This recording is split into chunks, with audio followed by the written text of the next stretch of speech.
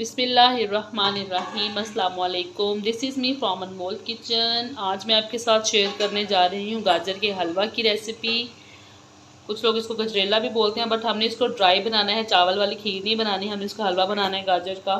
तो इसके लिए मैंने क्या किया था कि 5 kg गाजर ली थी, उनको मैंने पील ऑफ किया, खुले पानी में वॉश किया और फिर उसको ग्रेट कर लिया। अभी मैंने तकरीबन आधा घंटा हो चुका है इसको पकने के लिए रखा हुआ है, और अभी इसका अपना पानी जो है वो ड्राई नहीं हुआ। जैसे इसका अपना पानी ड्राई होगा फिर अब इसके अंदर दूध ऐड करेंगे। गाजर का पानी यहाँ पे खुश्क हो चुका है जी। अभी यहाँ पे दूध ऐड कर देते हैं, ये देख सकते हैं आप।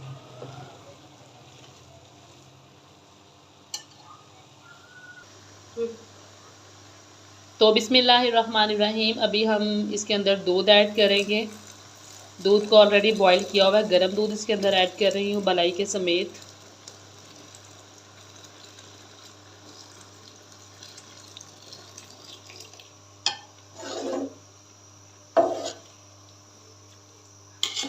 अभी हमने गाजर को दूध के साथ कुक करना है मीडियम आंच के ऊपर।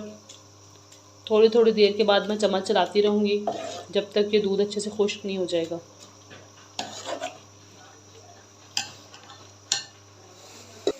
गाजरों को भूनते भूनते हमने साथ ही इसके अंदर घी भी ऐड कर देना है। ये मैं घी ऐड कर रही हूँ इसके अंदर। आप चाहें तो डालडा घी ऐड कर सकते हैं, चाहे तो देसी कर लें, ये आपकी अपनी चॉइस है। जितनी क्वांटिटी आपको चाहिए आप उतनी क्वांटिटी में इसको डाल सकते हैं। अभी हम घी डाल के इनको खूब अच्छे से भूनेंगे।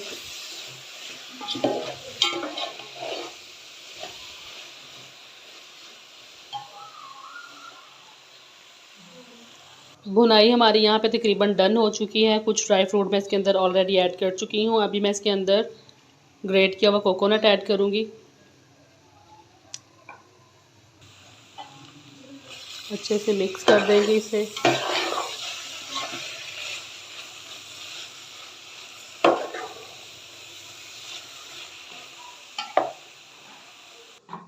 चलें जी, यहाँ हमारा गाजर का हलवा जो है बन के तैयार हो चुका है। इसको मैंने डिश आउट कर दिया। अभी थोड़े से ड्राई फ्रूट के साथ इसको गार्निश कर देंगे। कोई भी ड्राई फ्रूट जो आपके पास अवेलेबल हो या आपको पसंद हो आप उसके साथ इसको गार्निश कर सकते हैं। इस तरीके से हम इसको। ये थी जी मेरी आज की रेसिपी। रेसिपी अच्छी लगे तो चैनल को लाइक शेयर एंड सब्सक्राइब कर दें। अनमोल किचन से मुझे दीजिए इजाज़त। एक नई रेसिपी के साथ फिर हाज़िर होंगे, तब तक के लिए अल्लाह हाफिज़।